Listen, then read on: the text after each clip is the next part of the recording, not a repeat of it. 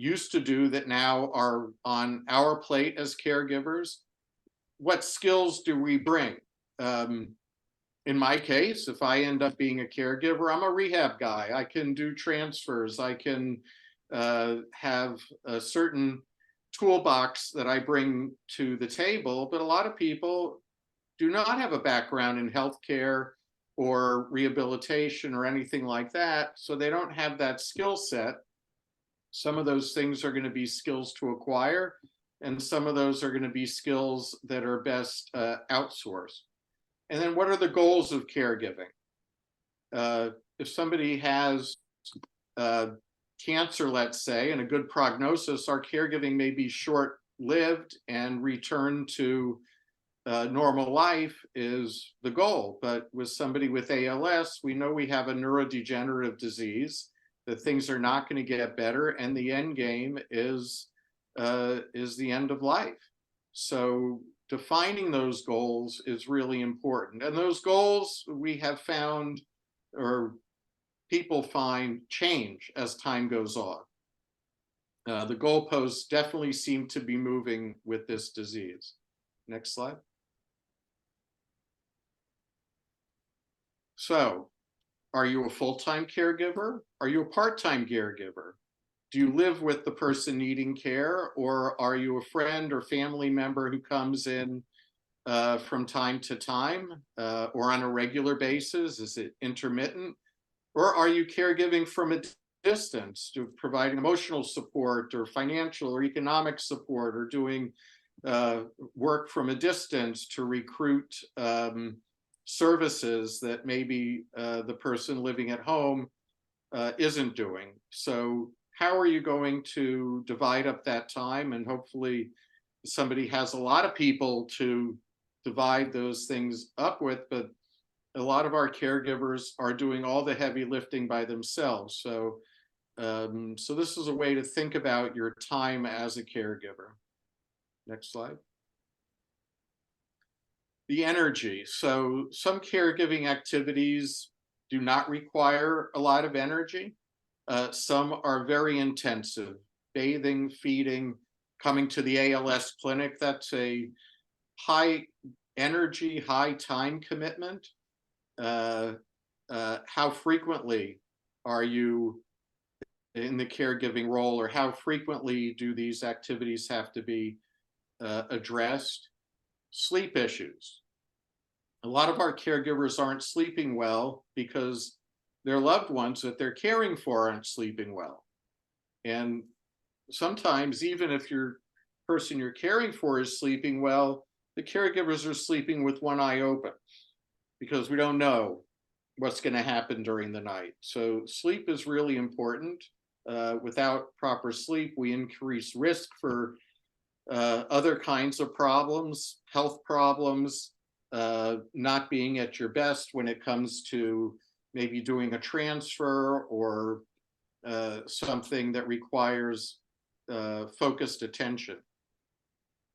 And then balancing caring for the caregiver versus caring for the person who needs caregiving. That's a very tough one to strike, but it's really important, because if we don't take care of the caregivers, everybody is gonna suffer in some way or another. Next.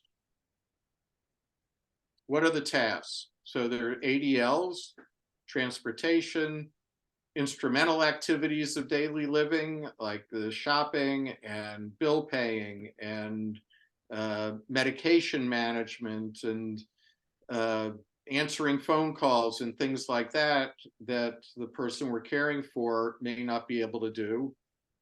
Family and community functions.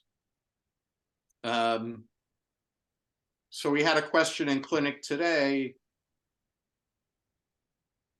The patient's mother is turning 80 years old in Virginia. Can we get to that birthday party? These are questions that need to be addressed, and sometimes the answer is no. We just can't do that family function. We can't make it to the wedding or the bar mitzvah or those important family events, getting to church or getting to a restaurant or going to a birthday party or something like that. Uh, we need to make sometimes very difficult choices based on a lot of these other caregiving functions, including time management, energy management, and so on. And then, of course, there are a lot of other caregiving tasks that, um, the list is just too long to put on a small slide like this, but you caregivers know what they are. Next. And skills. What skills do you come to the situation with? What skills do you need to or want to or have the ability to learn? One of the most intimate, difficult things for a lot of our patients is who's going to help the person with their toileting, with cleaning their behind if they can't do it themselves, with feeding, which these are very intimate things that there are emotional barriers to get past in order to do those things. Is it better to let somebody who's trained, like a CNA or a nurse or an occupational therapist or whoever has the skill set to provide those services to a person? Next. And the goals. Are these rehabilitation goals? Are there things that maybe could get better? Now, sometimes in rehabilitation, we're not talking about things getting better. We're talking about workarounds, identifying barriers to mobility. So we bring our rehabilitation mindset to it. So somebody has trouble walking. Okay, well, we can get wheelchairs or walkers or power chairs or all kinds of things that come out of our experience in rehabilitation. There are end of life issues. So there's been a lot of talk about quality of life, but more recently, people who are addressing issues with ALS and other life-limiting diseases, we talk about a quality death. Nobody ever tells me that they want a long, painful, suffering end of life. We want to have a peaceful, meaningful, painless passing if possible. Are there chronic illnesses on top of the ALS? Are we dealing with diabetes or hypertension or asthma or other chronic diseases that are also part of our goal set for caregiving? We certainly don't want somebody with ALS to end up with a stroke because we didn't pay attention to their hypertension. And then what are our limitations to achieving goals related to age, whatever the disabilities are, changes in life? So I'm just, since I'm in the clinic today with certain patients, if I have a patient who is a retired firefighter and he's the one who's used to being the helper, and now his identity has changed because he's the one who needs help. He might be resistant to taking advantage of the benefit of caregiving and the love that comes from your caregivers. So these are also things to acknowledge, that these are difficult changes. For a mom who can't take care of her kids the way she would like to, who now may have her kids taking care of her. These are all things that can have an impact on the goals of the caregiver. Next. So let's spend a minute talking about burnout and recognizing if this applies to you. So one of the hallmarks of burnout is emotional distancing, is irritability and behaving in ways that create a distance. Now, it's not uncommon if you have a spouse and your spouse needs you to be a caregiver, so your role as a spouse has changed. The romance is gone. the shutting off of that part of your emotional life that was built on creating emotional closeness with this person. Well, now your roles have changed. We may have a tendency to objectify the person, that they're not the person I love, they're not my husband, or my wife, they're this person. Of course, there's emotional and physical exhaustion. So if people aren't taking care of themselves, they're not getting a little bit of exercise, eating right, sleeping right, forgetting to take their own medications or pay attention to their own physical symptoms. We don't want two people needing the caregiving. Blaming the victim, it's not uncommon, especially if we're caring for somebody who might be resistant to the care we want them to have, that we may see them as being selfish and more me-centered rather than thinking about everybody else who's being affected by the disease. And then there's the guilt. Damned if I do and damned if I don't. So we have a case this morning where out-of-home placement is being considered for somebody. The preference for an awful lot of people is to care for their loved ones at home. Sometimes it's just not tenable for one person or even a couple of people to do everything that's needed to keep somebody at home and keep them safe, and at the same time maintain the health of the caregiver. So dealing with guilt is a huge part of what we do here. It's not just on the part of the caregiver, but also on the part of the patients who feel guilty about disrupting their loved ones' lives by needing care as if they did it on purpose. Next. So what do we do about it? Well, number one, be honest with yourself. Know what your own limitations are, what you can and what you can't reasonably expected to provide. Understand the difference between a choice and an obligation. Some people take care out of obligation. I would say it's not the best of all worlds, but even those people have a choice to say, no, I can't do this. It may not be the preferred choice, but understand that we're all grown-ups and we do have choice. Most of the time we pick up the choice to step in and do for our loved ones that loving thing, which is to be there when things are really difficult. It's easy to be there when things are great, but love in action is stepping up and being there for your loved one when things are difficult. Making promises you can't keep. I promise I'll never put you in a nursing home. Or I promised your mother that I would never put you in a nursing home.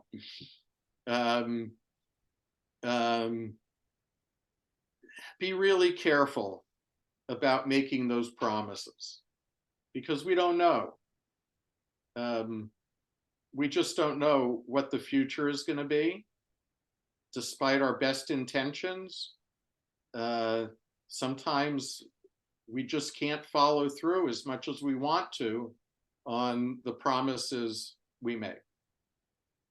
The B word, for me, the B word is burden.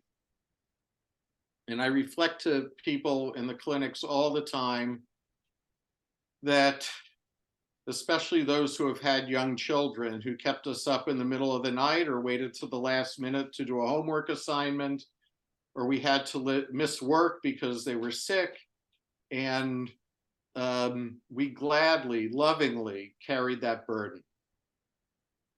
And when our loved ones tell us they don't want to be a burden, and we say, well, too bad, we're here for you. We want to work around that and understand that, again, this is what we do for the people we love when we can, in whatever way we can, to help them through a a really, really difficult part of their life. Pacing yourself's really important. Prioritizing the tasks. What are the things that are really important to be done? Notice I did not use the word need, because even that word puts pressure on people. Needs and have tos and shoulds, we want those words out of our vocabulary. Some things can be put off. There aren't all that many emergencies. So we can take our time. Absolutely need to put time aside for recharging batteries, to make sure you're eating, sleeping. If you can get time away from the caregiving duties in some way, put it in your schedule. Having a calendar where you don't just schedule the doctor's appointments and the feeding routine and those things, but also schedule that time to have coffee with a friend, or whatever it is that's going to help you put some energy back in the tank. And it's okay to say no. Sometimes you can just say no. Somebody needs a drink of water and they can't get to the refrigerator. It's probably not an emergency. You can finish what you're doing and then get the water. You can make those choices and have reasonable expectations for yourself and others. Now, reasonable expectations means taking advantage of prior knowledge, not expecting yourself, because you love somebody, to do everything. What do you know about yourself that tells you what you are or not able to do? What are you able to reasonably expect from others? You know, if you have a family member, for example, that has never stepped up to help, well, what would make you think that just because this situation is so consuming that they would step up now? That might not be a reasonable expectation. So we have to work around, you know, what we know about people, what we know about situations, to set our sights, and knowing that things change. What's reasonable to expect today may not be reasonable to expect a week or a month or a year from now. You know, some of our patients have been dealing with ALS for a decade or more. It's a long time, and others are progressing very fast. So it's a whole different set of expectations in those two cases. And then, of course, there's everything in between. Next slide.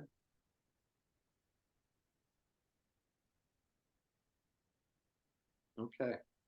So that's the PowerPoint. And what I would like to do now is open up for questions or discussion or whatever works. Tina, do you want to be the gatekeeper? Sure. Maybe perhaps raise your hand. There should be the function on the bottom, and it says raise hand, as you can see, and I'll call on you. Are there any questions, Alicia, in the chat that Dr. Ribbler could address? Okay. Not at the moment. Okay, great. So does anybody have any questions for Dr. Ribbler? Anything on your mind? Anything that you're just not sure of? Okay, Jane, go ahead and come off of mute. I have a sister who lives next door to me. She's my caregiver, but she doesn't want anyone else to help. And I feel she's going to burn out. Who is the caregiver that is you're afraid is going to burn out? My younger sister. Your younger sister? She works full time, and I'm alone during the day. Okay, She has no time for herself. right. How do I get her to let go?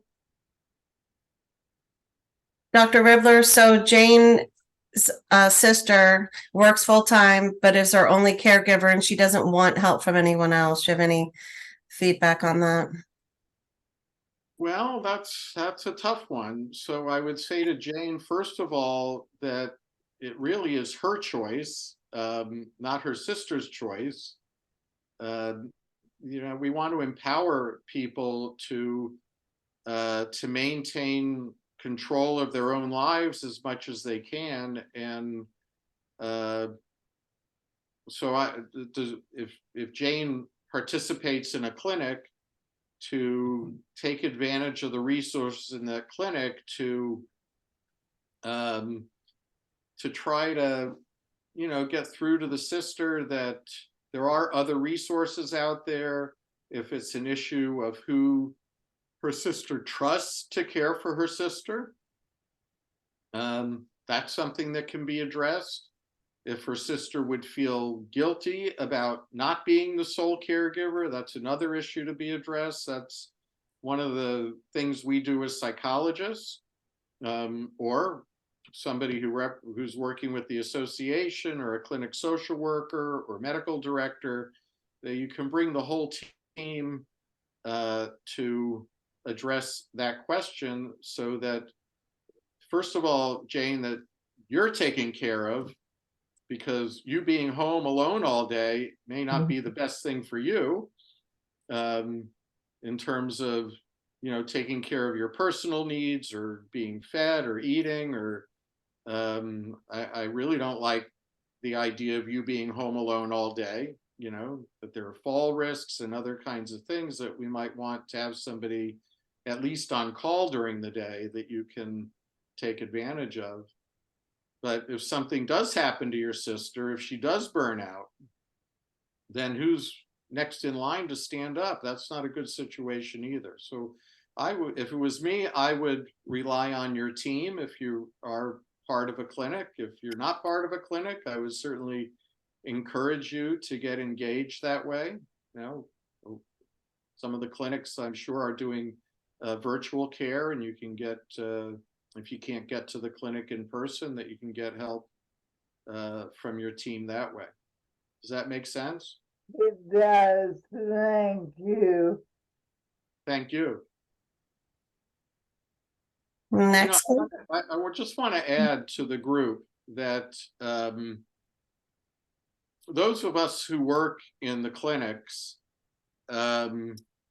see it as a privilege that you allowing us to be part of this journey for you. It's not just a job, it's an honor that you allow us into this part of your life that is so intimate and so personal. And I'll speak for everybody because they're not here to disagree with me. That if you don't take advantage of it, we're disappointed. I agree. I do take advantage. Good. I'm glad, Jane. Glad to hear that. Yeah. So there was a question in the chat. Dr. Ribbler, is there a resource for dealing with various terms for caregiving for healthcare insurance purposes? For example, is the difference between private nursing and caregiver? It's a little bit outside of my area of expertise. Certainly when it comes to my services, we have to have a diagnosis that matches the treatment we're asking for. I know the same thing is true for physical therapy, occupational therapy, speech therapy. There are things that the doctors need to write in a certain way, so for certain medications, let's say, or diagnostic tests, when it comes to, let's say, a home health care policy, I think the same thing is true, that it needs to be presented with the proper diagnosis, the physical limitations that require care in the home. But yeah, and I think the people in your clinic who do this day in and day out are the experts in that. In fact, at our post-clinic meeting just now, we were talking about that for a couple of our patients in order to keep services coming when maybe the provider wants to terminate services. So, but again, that's why we have so many different specialties in the clinics. It's got to be everybody bring a different set of skills and knowledge to the game to provide the best for the people we're taking care of.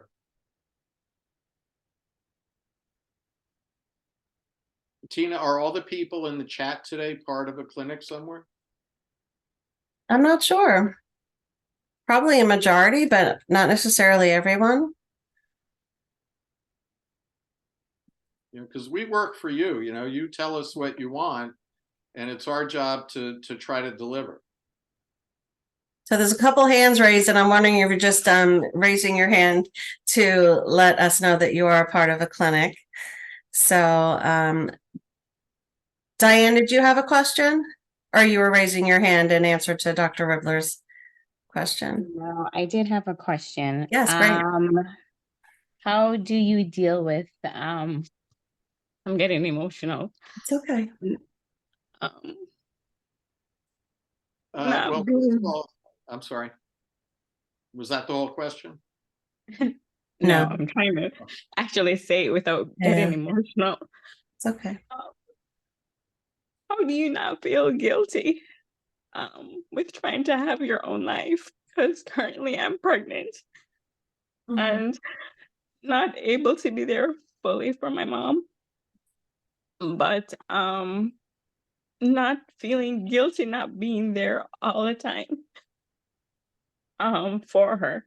She's currently fully disabled, can't talk, and I'm actually in preterm labor, so I'm on bed rest. So I try to go at least once a week to visit her, but before my sister and I share the responsibility for her. We have a full-time caregiver, thankfully, that's there with her, but dealing with ALS, you always want your family members to be around. And of course, it's my mom. But the guilt of not being there is hard. So how do you deal with that? Well, my mother, when I was caring for her at the end of life, used to say that, living with your family is a fate worse than death.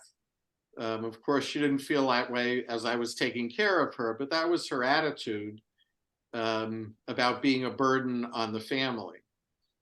So, but when people feel guilty, I want people to feel emotions that make sense.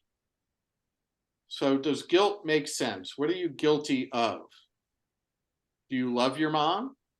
I love my mom, and she has always been there for me. And are you doing everything that is reasonable to expect of yourself, given that you said you're in preterm labor? Yes. So are you doing everything that is reasonable to expect of yourself and this unborn child that you're also caring for? Whether you think of it as caregiving, you are caring for that child, right? Right. And how many people are you? One. And are you a human being? Yes. Can you do everything for everybody? No, I can't. So what exactly are you guilty of? I guess just not being there. No, what you're guilty of, you have, I'm going to guess, you tell me if I'm wrong, you have a thought in your head that says you should be there. Am I right? Right. Correct. Okay. So in my business, we say, thou shalt not should on thyself or anybody else. Mhm. Okay. You do the best you can do in this life. You are devoted to your mom, just like your sister is. I hope you have a caregiver with her that is trustworthy and capable and reliable and all those things. Is that right? Yeah. Yes. Okay. Your mom, what is she saying about you not being there all the time? But when I go and visit, she just asks how I'm doing, and because she doesn't She really asked talk about to you. me. What a mom. We use the board to, communicate. So it's not much that she can say, during the time that I'm there. Yeah. So, but you are communicating and you hold hands or you communicate non-verbally. Yes. And I'm Yeah. sure she's glad when you're there and happy to see you. And it No, she sounds like is. she's the kind of person that understands when you can't be there. Yeah, I think so. Okay. Diane, are you a religious person? I am. Do you believe in forgiveness? I do. Then feel free to forgive yourself for anything you may have been imperfect about. Okay. So, I'm Jewish, so we're moving into our High Holy Day period, which is all about forgiving ourselves, forgiving others, asking forgiveness. The hardest thing to do, though, is to forgive ourselves. Mhm. Other people are forgiving. God is forgiving if you believe in a forgiving God. Um, but my goodness, forgiving ourselves can be a very tall order. Um, so you have my permission to forgive yourself for not being perfect and not being all things to all people. Okay. Is that okay? Yes. Hey, listen, and you can ask your mom for forgiveness. You can say, Mom, will you forgive me for not being here all the time? Right. And you know what? ALS makes everybody feel helpless. So when Yeah. you ask your mom that, you're empowering her. You're taking away a little bit of that helplessness. And if she forgives you, then she's empowering you to find a good balance in your life. All right. Thank you. You're so welcome. Thank you. Thank you, Dr. Ribbler. All right, Mary, you have a question?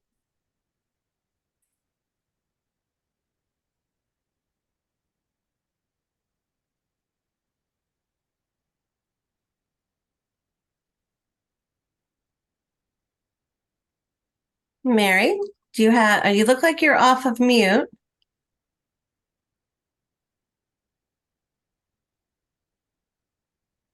You have your hand raised.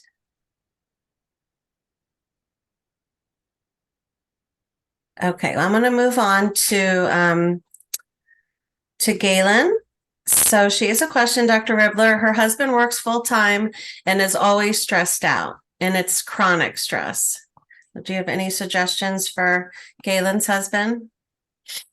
So is Galen a patient or a caregiver? Or Galen is the patient, and her husband works full time. and is he the only person providing care?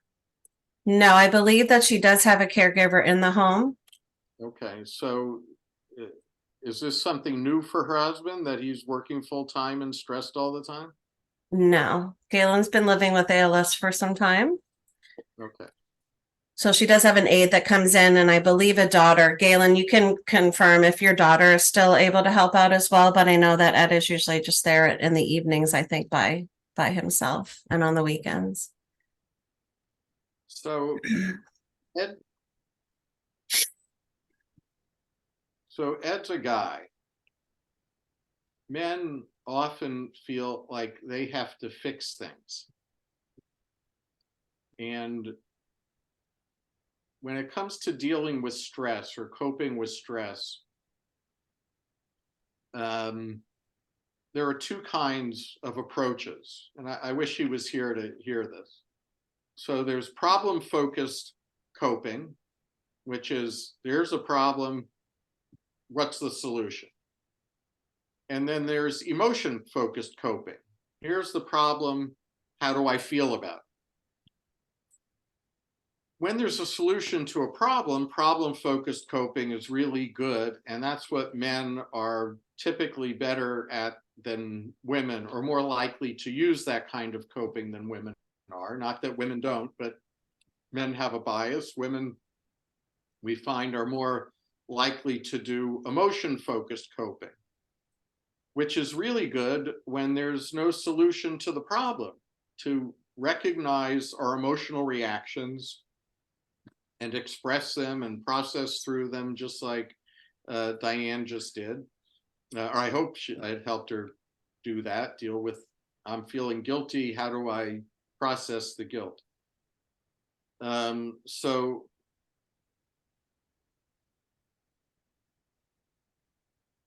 like a lot of people dealing with ALS, like I said, we're all helpless.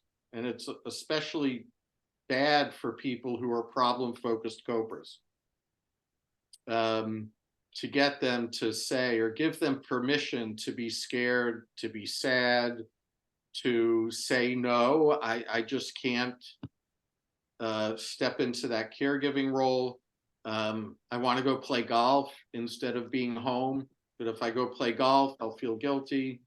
Or to have that whole list of shoulds, rather than to have permission to just be themselves, and to be angry, you know, to be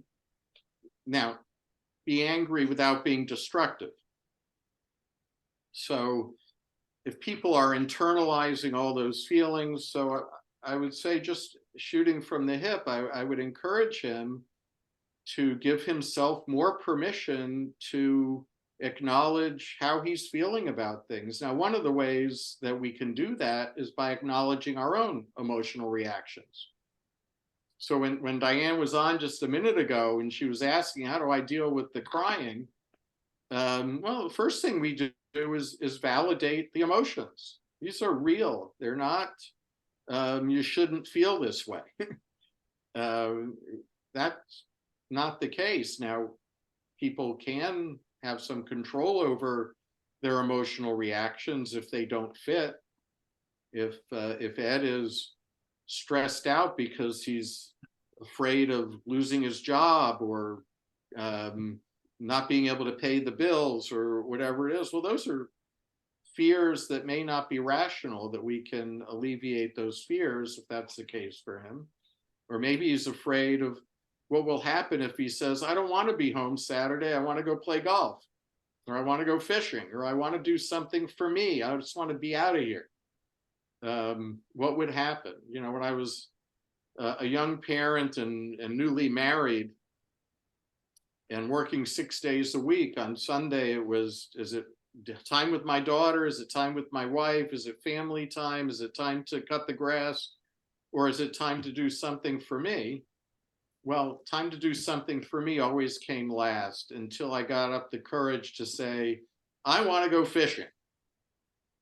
And my wife said, okay, and really, I can really go fishing? I don't have to do this other stuff? So maybe Ed's in the same boat, where he just needs permission to say and think and feel and do what he wants to do, to take that pressure off. Well, thank you, Dr. Ribbler. So it looks like we have some questions. So the question is, she's a caregiver to her husband who has ALS. How do I deal with him using me as a target for his anger, fears, and frustration? He makes me feel like I don't do enough, not enough compassion, etc. which leaves her feeling depressed, useless. He was diagnosed in December of 22, and it's already full-time. He's already in a power chair. He's only 56, and she's also the full-time caretaker for her father who has Parkinson's. You know, when you think you've had enough, life gives you more, right? So people get to be angry, and they're not allowed to be destructive with it or manipulative. And you can say that. You can be angry. What we're really angry with is ALS, but we can't yell and scream at ALS very well. And you get to be assertive in saying, you can be angry, but you can't be mean. And if you want something from me, there's a way to ask for it. If you're not going to ask that way, then you're not going to get it. That's okay. Just because you have a serious illness, it does not give you permission to be abusive. So you feel free to set some boundaries. Now, if this is a pattern in your life that has predated ALS, maybe that makes it a little harder to break the pattern. But again, you have your own dignity, your own life, your own right to have some quality of life, even with all these obligations. Do you also have children in the home? Does she also have children at home? Let me see if she answers.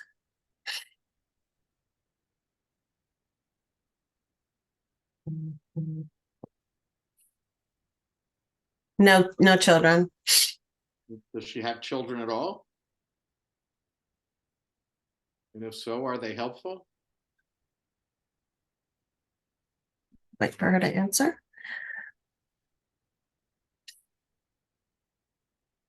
No children at all.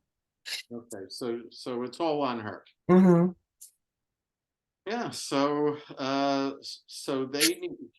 she needs their help in managing this gargantuan task as much as they need her help. And everybody's got to work together, and she can be the one who demands that. Right. You have my permission to demand their cooperation.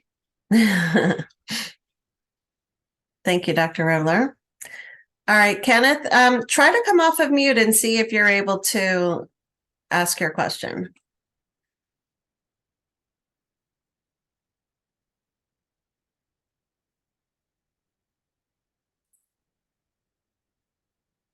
It shows he's on unmuted, but we just can't hear you on our end. Okay, let's see. We can't hear Kenneth. We can hear you, Tina. Sorry, just can't hear. Right, okay. Let me see if I promote to panelists if that works.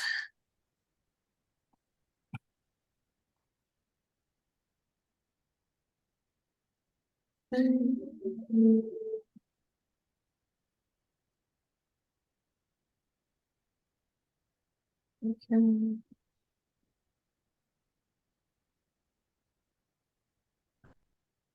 Kenneth, are you able to type hear in me your? now?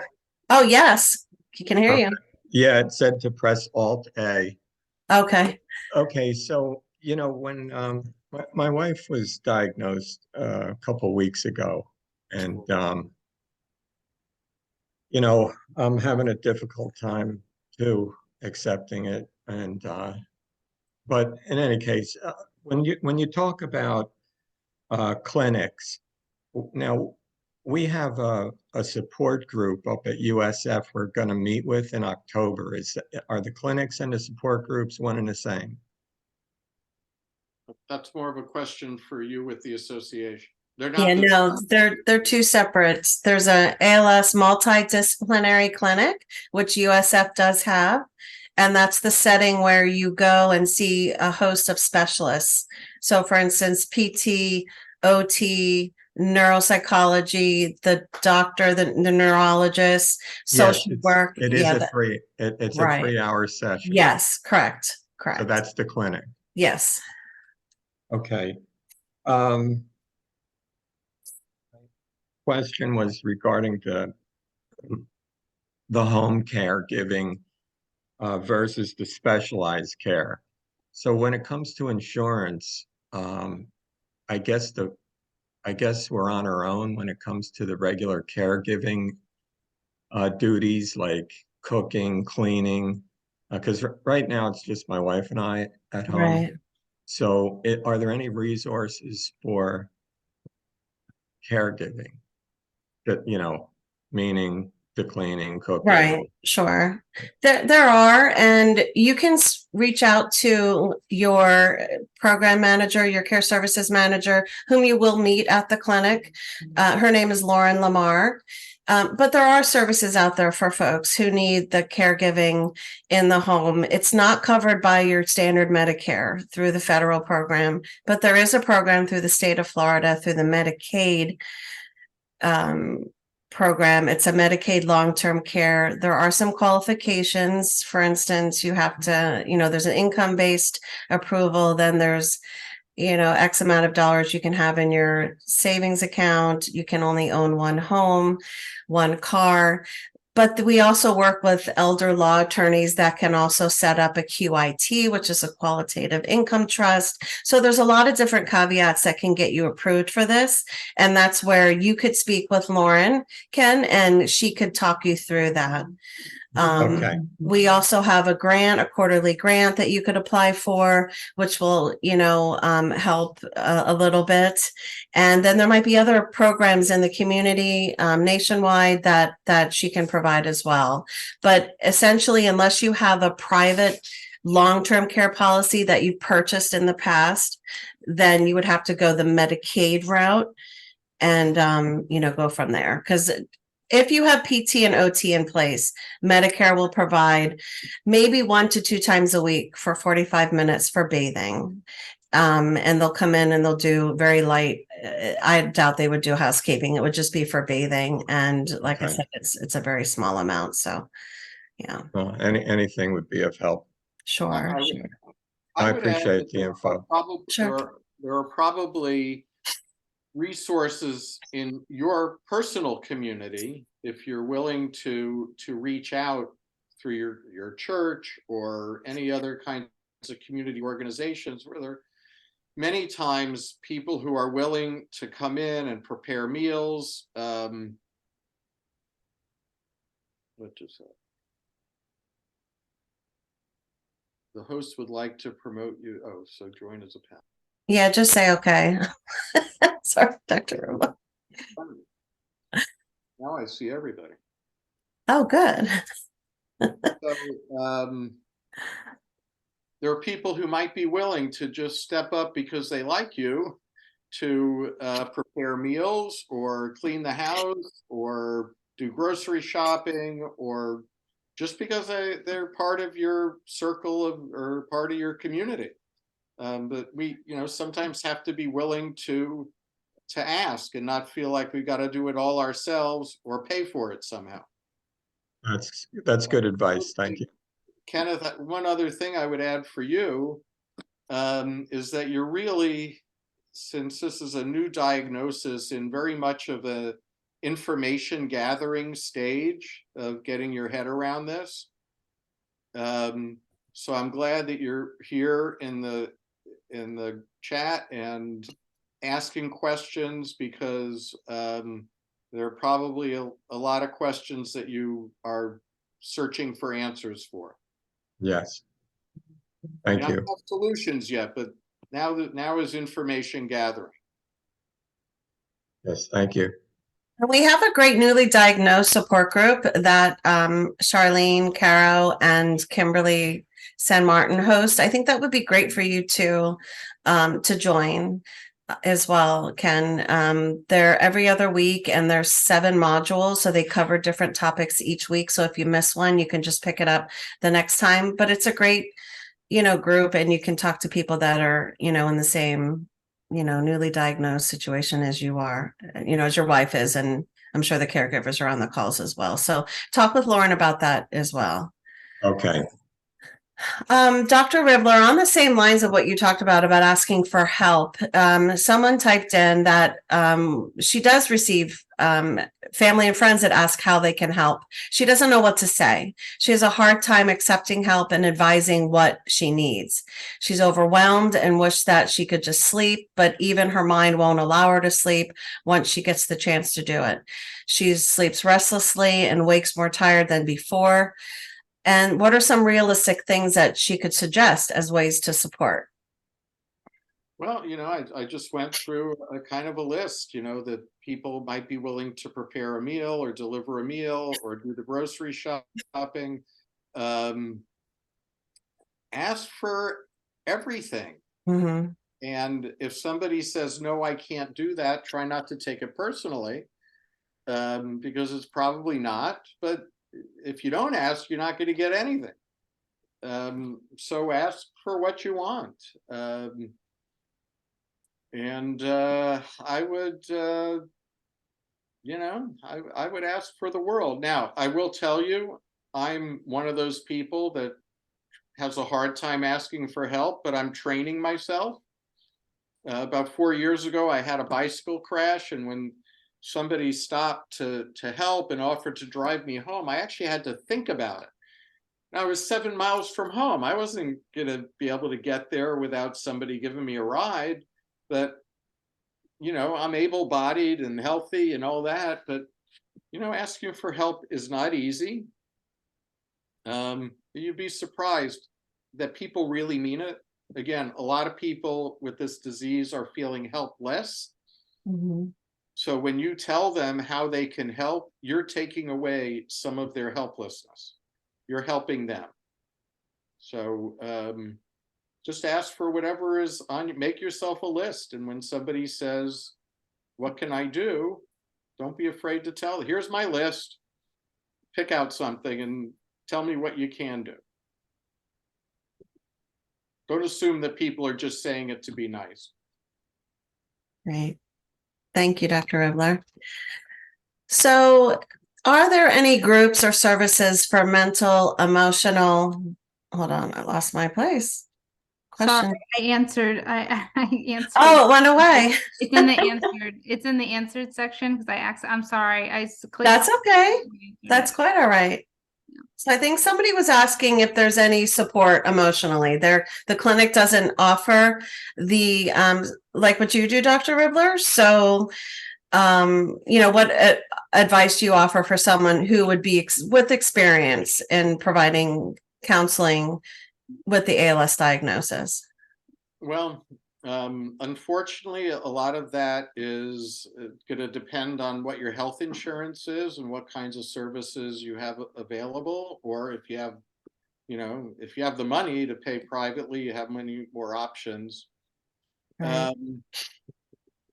What I tell a lot of my patients to do, if I'm not on their insurance, is get me a list of people who are on your insurance plan, and I'll see if I know anybody, or I'll review their training and specialty areas. But in an ideal world, you would want to have a psychologist or some kind of mental health professional who has experience in disability or rehabilitation, or medical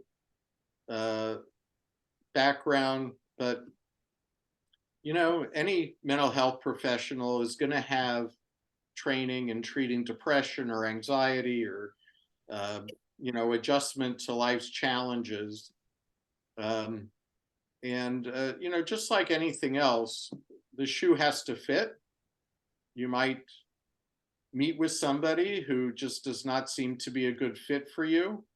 So go on. You don't always buy the first pair of shoes you try on. Well, if the first pair doesn't fit, go try something else until you find something that fits. But a lot of it is going to depend on who's paying for the care. If you're near a university that has a training program in psychology or mental health counseling or something like that, you probably will be eligible for uh, sliding scale payment, and but you'll be getting your care from trainees. But we find that the best predictor of outcome for people getting mental health services is the fit between the therapist and the person they're working with. So if you have a good therapeutic relationship and somebody who's addressing what's important to you, go seek it out. The first phone call is the hardest one. Almost everybody is a little nervous the first time they come into my office, or sometimes it's a family member that says, I'm bringing somebody in, they don't really want to go. I said, well, you get them into my office, and then it's my job to sell them on it. And usually the fears go away. We're not that scary or dangerous, so we get to work. Thank you, Dr. Ribbler. Jane, did you have another question?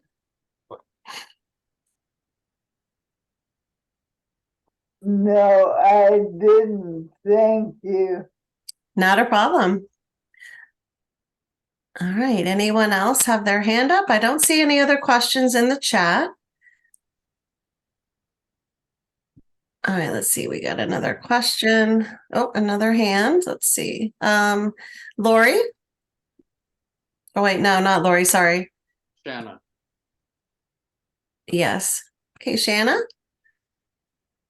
So, I have little kids, and we've been trying to explain about what's happening to their dad. But it gets a little more complicated when we're out in public and other little kids are asking what's wrong with your dad. What what are some good ways to kind of explain it briefly, but in a way that a child can understand, that I can, do kind of in passing, versus because I'm like, oh, well, he has ALS, and it goes into this whole dialogue, and I don't know if I have the emotional patience to deal with it at this point. Yeah. How old are your kids? There are 8, 6, and 4. Okay, so we have kids at kind of a range of developmental stages that are going Yeah. to understand and react in different ways. But I think, well, first of all, if you're an honest person, you want to tell the truth, right? Yeah, and we've tried to be as transparent with our kids. My oldest our oldest and our youngest have high functioning autism on, varying degrees, where our youngest is still like la la land, but our oldest is very, very, very smart. And so he needs it literally laid out for him. And then he's like, oh, okay, that's cool. But when we're with other kids his same age, he's very blunt about it. But there's a lot of look of confusion or parents that are embarrassed, and I don't want them to feel that way. Well, you have no control over other people's embarrassment, so try to let go of that. But I would say brief is good. He has a problem that causes him physical limitations, and thank you for asking. Yeah. Yeah, and move on. But I understand how your son with high functioning autism wants to really get into the details, and maybe in a compulsive way, because sometimes that's the nature of the beast, without recognizing how it's coming across to the person they're telling. But you can say to the other parents, look, we get it. Don't be embarrassed. Children are going to ask questions. They're just curious. So that's, but if they're embarrassed, you have enough on your plate, Shanna. Let their embarrassment be their problem. Yeah, I'm working really hard at being able to do that. especially when we're out in public and like feeding my husband at a restaurant, having people stare at us. It's hard to ignore Well, they're sometimes. curious. It's something that they haven't seen, or if they have, not very often. And, you know, things that are out of the ordinary are attention getting. So people pay attention, may not maybe by staring or looking longer than is polite. And okay, I don't want you to, or your husband to be embarrassed because of that. I want you to enjoy your life and go out to a restaurant and make the most of it. Yeah. We have two books, Shanna, as well. And what area do you guys live in? We live in Polk County, so we're right between Tampa and Orlando, but we attend the Tampa clinic.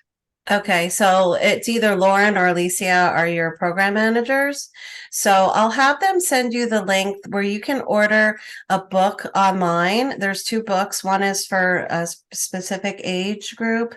It has cartoons and it kind of just gently shares about how, you know, about ALS that perhaps you might want to order. They're free from our home office, and you can look through them and see if maybe that's something you could, you know, read to your children and just kind of help, you know, maybe explain on their level about Yeah, that'd be awesome. what Thank that's you. going through. Sure, sure. You know, a lot of 8-year-olds, the normal developmental fear is something horrible happening to the family, but it doesn't seem like you're really having that. So maybe that's a bit of a blessing that he's not panicking and you know, having those kinds of emotional reactions that a lot of children that age range are having. Yeah, he's been taking it pretty well. I mean, we told them over Christmas, which was only a couple months after he was formally diagnosed, that, you know, Daddy is Daddy's dying and that he's gonna get to where he can't use his arms and his legs and he'll be in a wheelchair. And he was already progressing pretty fast at that point, and so he's totally in a wheelchair now and he can't use his arms or legs. I do all of his caregiving. So they're seeing it in real time. But we, you know, we've had to be really vigilant because our youngest, who is very smart but doesn't really realize what she was doing, she accidentally turned off his ventilator this past week while he was sleeping, and he almost passed away. So now we have monitors on him all the time, and it's just a lot. Yes, it's a lot. No question about that. But I would reframe, you know, you said that he's dying. I would say that you're going out to restaurants to have a meal and you're doing things. He's still living. He's living. And the other thing I would say for the kids is if he's able to communicate, or if there's something that he wants to leave behind for the kids, to make some recordings, let him record something that he might want to say, you know, at a wedding or a high school graduation or something like that, so that they have that going forward. And they're not just going to miss Dad, they're going to have that he's proud of them, and that's going to be a part of his legacy and their lives going forward. Definitely. Thank you, Dr. Ribbler. And Shanna, if you can see the chat or the Q&A, I had Charlene look up the portal where you can order those books. And there's a lot of other information on that site as well that perhaps you might find helpful. Awesome. And, thank you so much. And for anybody else as well, there's a lot of information. I encourage you to copy the link in the chat or in the Q&A and then paste that somewhere in an email to yourself or on a text to yourself so that you don't lose that. What we always, of course, have that readily available. But when you get a moment, check out what is available there. There are a lot of good resources that our home office offers to kind of help through this journey for the caregiver and for the person that you're caring for. And just to share as well, we do have a statewide caregiver group that meets the second Wednesday of every month at 2:00. And that is facilitated by Brittany Mullins, who is our care services manager in the Jacksonville area. But it's a great group. It's a pretty, I don't want to say it's very large, but it's just enough for, for folks to kind of get to know one another and share, what's going on and where they're at in the journey, because there's some folks that have been caring for someone with ALS for many years, some that are just starting. So it's a lot of different information that you'll get. So anyone else have any questions for Dr. Ribbler? We still have a few minutes left.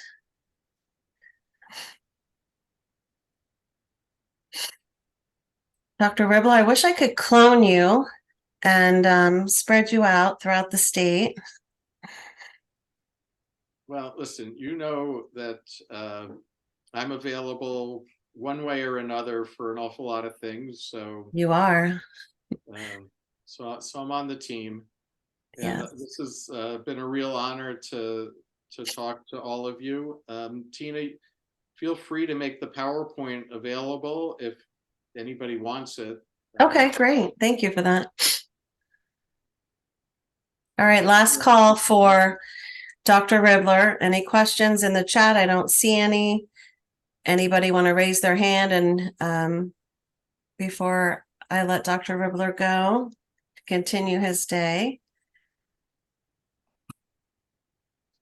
Dr. Ribbler, thank you so much for taking time out of your day to be here for us and to share on something that is so vitally important to our caregivers.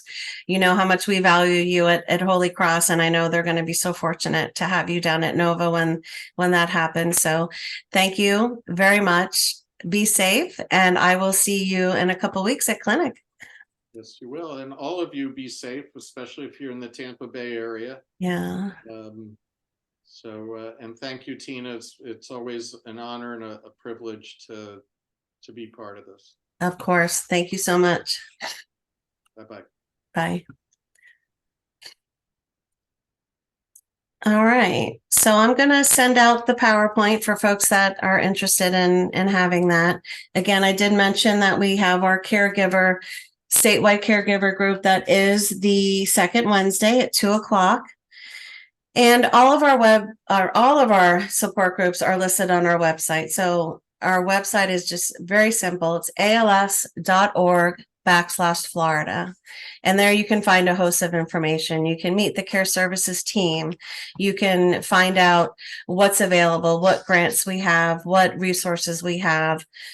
There's just a plethora of information. And I also want to share about our event coming up next week, which is our 10th Hope and Help Symposium. And this is a phenomenal event that we have. And it's all day in Orlando at the Rosen Shingle Creek Resort. And we have speakers from all across Florida. We have dietitians speaking, we have physical therapists speaking, we have speech speaking, we have a lot of great information. If you're a veteran, if you want to know about the CDC registry, there's just a host of information that's going to be there. We have vendors that are all set up to share different information specific to ALS. We have the docs, Ask the Docs panel. So all the doctors are on stage, and we have questions that you guys have already submitted, folks that have registered, and you'll have an opportunity to ask questions there at the event as well. And it's a free event. So we do provide breakfast and lunch.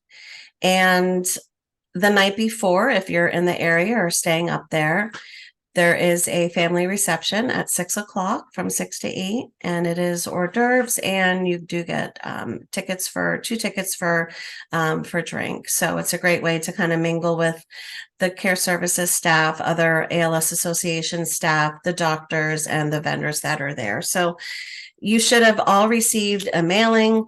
You should have received several emails, phone calls about the event. So please reach out to your care services manager with any questions. We would love to see you there. Everybody that's attended has found the information amazing and helpful, and new friendships have been cultivated during these meetings with folks getting to know one another. So we do this for you. It's a really, really wonderful event that I know everybody will really enjoy. We will, it's not live, so we won't be broadcasting from there. We don't, we always try to record, but we can't guarantee. So, we hope that you can join us.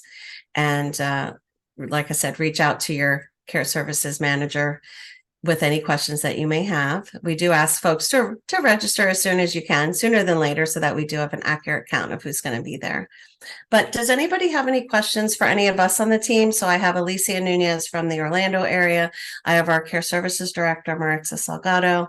I have Carmen Fuster, who's our equipment loan program coordinator. Charlene Caro from Southwest Florida. Jackie Matthews, who's our grant coordinator. I have Lauren Lamar, who's our Tampa care services manager. I have Brittany Mullins, who is our care services manager in Jacksonville. I don't want to forget anybody. Let's see. Did I miss anyone? Any questions for any of us? You have our full attention.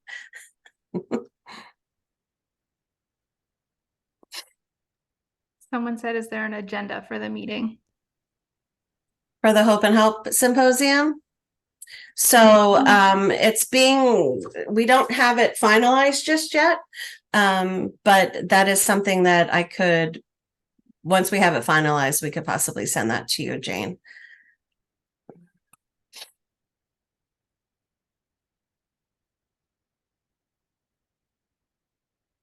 And also, I think I did mention this, but also on our website is a list of all the resource support groups that we do have. So they're always our local groups. We have our newly diagnosed series groups. We have our caregiver connections, which, as I said, is the second Wednesday of the month. We have a veterans and their caregiver group, which meets the third Tuesday of the month. And then we have starting your journey living with ALS, which is the last Tuesday of the month at 2:00. So we have a lot of great groups out there for everybody. And thank you, Charlene. She put in where the symposium starts at 8:00 and ends till 5:30. Oh, we also have a learning lab where we have our durable medical equipment companies that manage our Hope and Helps, or that manage our equipment from our loan program. And they'll be doing hands-on training on how to safely transfer somebody, or I'm not sure what they have up their sleeve, but they're going to have a lot of great actual tips on how to, true learning on how to use the different equipment that's in our equipment loan program. So that's another added benefit that we're very excited about. And then we do have a shuttle. So we have our partners, Mobility Works, and the other company, and I'm just lost my thought on the name, Access, Marixa. So Mobility Works, and there's another company that's going to be United Access. Thank you. They will be located at our valet, and they'll be taking folks to the door so that you're closer, because it is a very big hotel with a conference room that's conference center that's attached to it. So we have that worked out. Well, they'll be shuttling folks, so you don't have to worry about walking so far. So. All right. Well, if there's no other questions for any of us, I thank everybody for joining us today. And like I said, if anyone has any questions, please feel welcome to reach out to your care services manager. We're here to help and provide information and connect you with a clinic, the best support group that'll fit your needs.